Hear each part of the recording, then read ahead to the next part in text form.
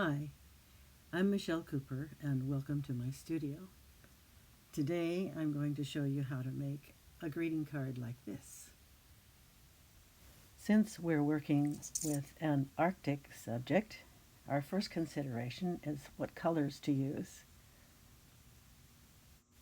The darkest color I see here, I think we'll use some phthalocyanine blue, phthalo blue, Winsor blue, green shade. This is what it looks like when it's light and dark. So that's the good one there. Then we have ultramarine or French ultramarine blue. That's a warmer blue. You can see that in some of the midtones. Then this kind of glacial color, cobalt teal, would make a good one that way, especially if you mix it a little bit with the blues. And then lavender. This color is a more opaque kind of color and can contrast with some of the transparency that we want to see in an iceberg. Here's some more references where you can see that dominantly blue-violet color in the Arctic landscape.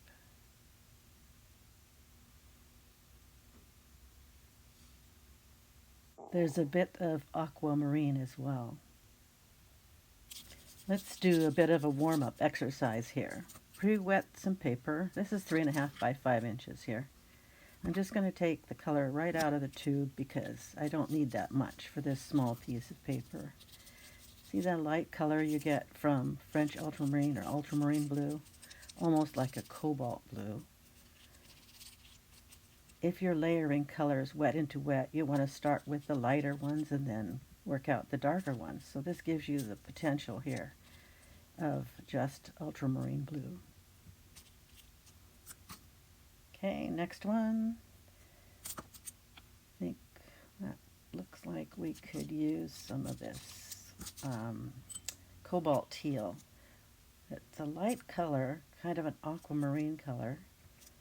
So if I put that in a lighter area of the wet paper, that's the value you get. And that would look like maybe sunlit iceberg, sunlit snow.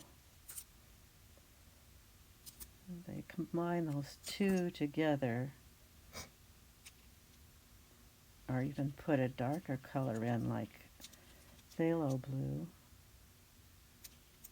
That can change the tint just a little bit. More, not quite so green, more like an aquamarine color. I like that color. Okay, this is the lavender. So I told you it's kind of a semi-opaque color. If I put that here at the base, that can contrast with what's above it, which looks more transparent. So you could even enclose an area with the lavender to make it look more transparent.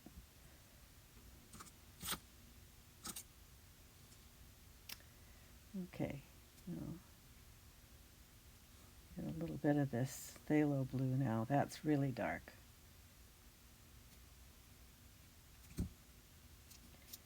It's still wet, so it will thin out somewhat. Let's see.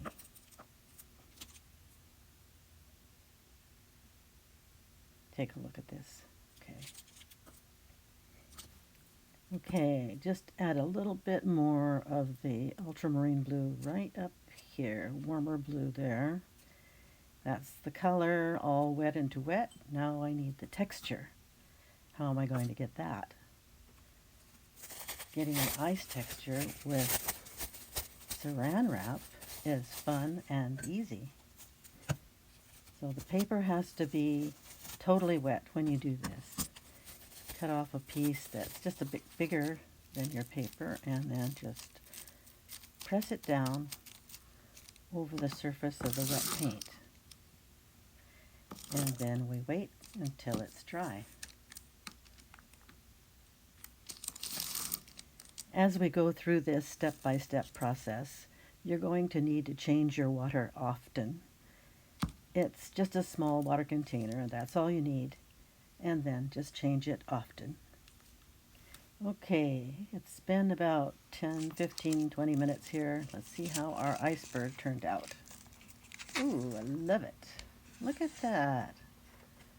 See, that's got the icy looking texture, the light coming through, just like the foreground we want for our greeting card. Okay, now I have a 5x7 piece of watercolor paper on which I've drawn my image, and I'm going to be using masking fluid, soap, and an ugly brush to apply the masking fluid. This is to keep it against the background. I can keep the image clear without worrying about all the fancy stuff I want to do on the background. It's important to use a brush for this purpose that is not your best brush. Cheap Joe's had what they called an ugly brush. It's just a white Taklon round brush about a size 4 that you dip it in the water first, and then you rub it across the soap just a little, and that way when you're finished with the masking fluid you can wash it off. But don't use hot water for any of that. Okay, check for any pinholes you might have left. Doesn't have to be a really thick layer. PBO is a really good masking fluid. Okay, now take something round that you want to use for your moon shape and trace it onto your watercolor paper with pencil. I'm putting a little dish full of the colors that we are using. See, this is that cobalt teal, and then right next to it there, that's manganese blue, and then I think we have, yeah, that's manganese blue. Then this is ultramarine blue here, and that is the phthalo blue, phthalocyanine blue, Windsor blue, phthalo blue green shade. And over here, that's a little bit of the lavender. And I've applied all of those the same way we did before with the saran wrap. So now you can draw up more of these if you like, if you're doing multiples, while you wait for the saran wrap to dry. And look at what we got. See? Same glacier ice looking foreground. For the background, you take the same colors and you paint carefully around the moon shape. You can mask that off too if you want to, but it's big enough and simple enough, I think, that you can paint around it. So there's some of that ultramarine blue here for the darker sides. I like to keep the area around the moon a little bit lighter, and then just add these different colors, lifting out if I feel like I need to a little bit. Not too light, but darker at the top and some of the side areas. This pushes your view closer into the contrast of the moon and the drawing. And see, you can paint right across the masking fluid without worry. I'm going to add some of these same colors, just a few, to reflect into the ice or the iceberg.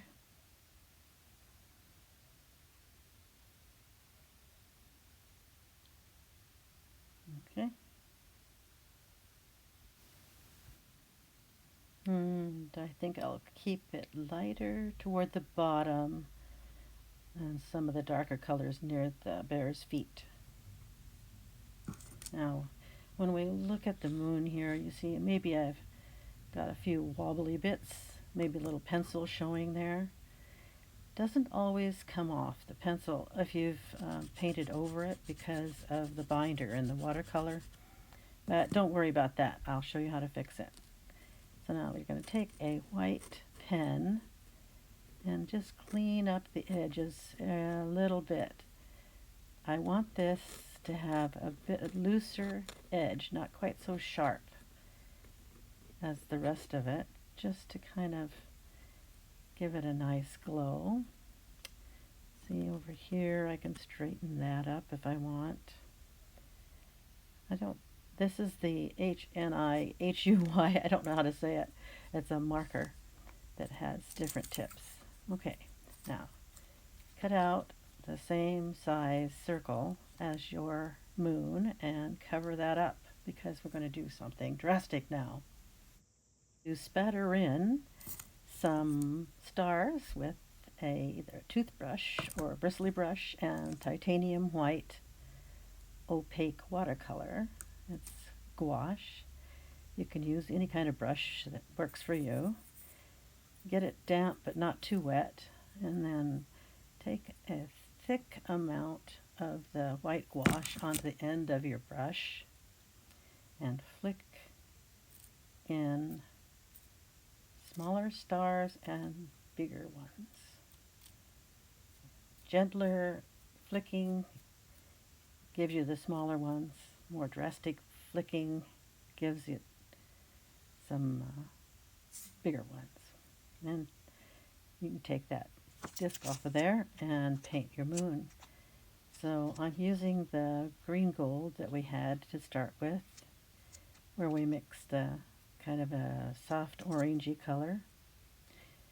We recently, just 2 days ago, had a supermoon, and because we're in the Pacific Northwest here, we couldn't see it. It was raining and overcast, but NASA and Reuters and the news, they all showed all around the world that big, beautiful supermoon for December. It's also called the cold moon. I'll lift out a little highlight, not too much. See what happened to my stars, though? That's the problem. When you thin out the gouache enough to where you can flick it really well, it just kind of sinks right in to the background color. So, here, Dr. P.H. Martin's pen white, not the bleed-proof white, but the pen white. This works because you can also use it with a dip pen to write and draw small details. So I'm going to do the same thing. I'm going to use that same brush, and I'm going to dip it into just a little bit damp, but not too wet. Dip it into the pen white and do the same thing I did before now, and you'll see the difference. I mean, the result comes out the same. You know, you can make the same type of dots or the stars as you did before. Oops, be careful about that moon there. Okay, now, see, I like to keep some small, different sizes, you know, so that it looks like you have depth and distance in the celestial sky there. See, and you can go right on top of the bear, and it doesn't matter because you have masking fluid. Now, I want to put in some of the shadows from the moon here. So I've mixed together a little bit of that green gold and a little bit of the organic vermilion. And I'm just going to put in some basic shapes first.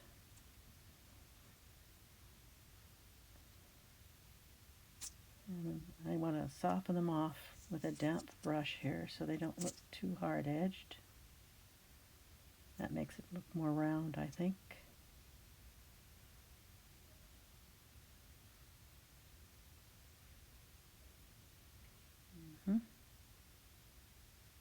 Did you get to see the supermoon where you live? I'll see it another time, I guess. What, not the same one? I guess the same moon is not coming back, that one, until something like 2054, I think they said. Okay, there we go. So, again, just to remind you, these are the colors that I'm using for that. Now, I'm going to take this and rub off all of the masking fluid. It comes off on each corner there. You just keep turning the corners. It's called a rubber cement lift, I believe. Rubber cement eraser. You can use your finger if you need to, or paper towel, things like that. Okay, here's my image that I drew before. So I'm not going to outline this, though. I'm just going to put in the dark accents. You could outline it if you want that kind of look, but I'm trying to keep this almost sort of naturalistic. Not very many shapes here. This is a pencil because I'm not sure. No, I don't want him to look like he's frowning, so take off that angle there and change it a little bit. Just like he's looking up. That's better. Okay, this is like a .01 pen that is waterproof. So just putting in the little toenails. And that's all I need for the dark, I think, for me. If you wanted to, you could outline it. Okay, now take this Dugato brush, small pointed, sort of a stiff round brush. I'm just going to put the vaguest muzzle in here. Put some paint on, rinse it out. See, that's clean water again. Okay, and then just soften that so it's a little bit cool against warm, against that moon color there. But I just want it to seem very gentle, very light and pale shadows here. I'm just taking some of the pale colors, lavender, a little bit of blue, soften them all around the form here.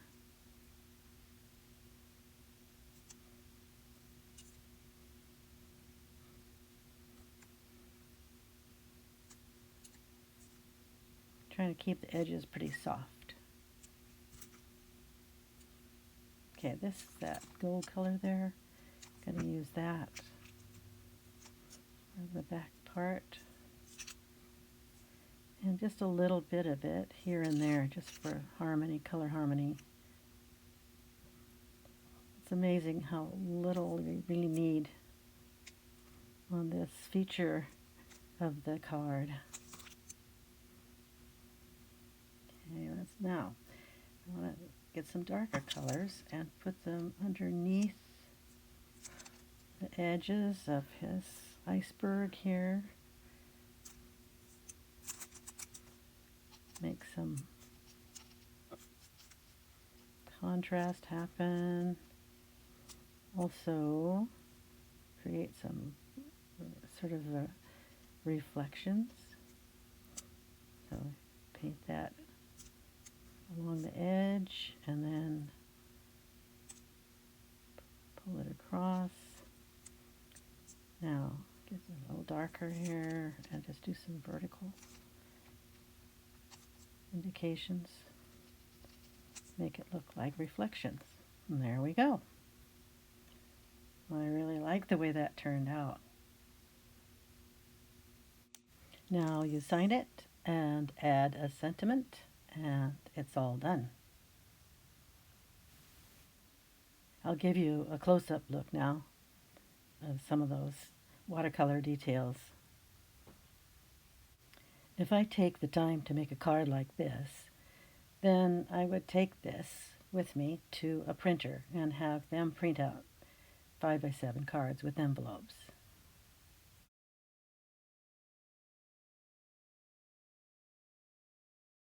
There are those in your life that are special, though, and they deserve to have an original. Sometimes not just a card, but a 5x7 all matted up and ready to frame with the sentiment inside. Thanks for joining me in this little creative time together. See you next time.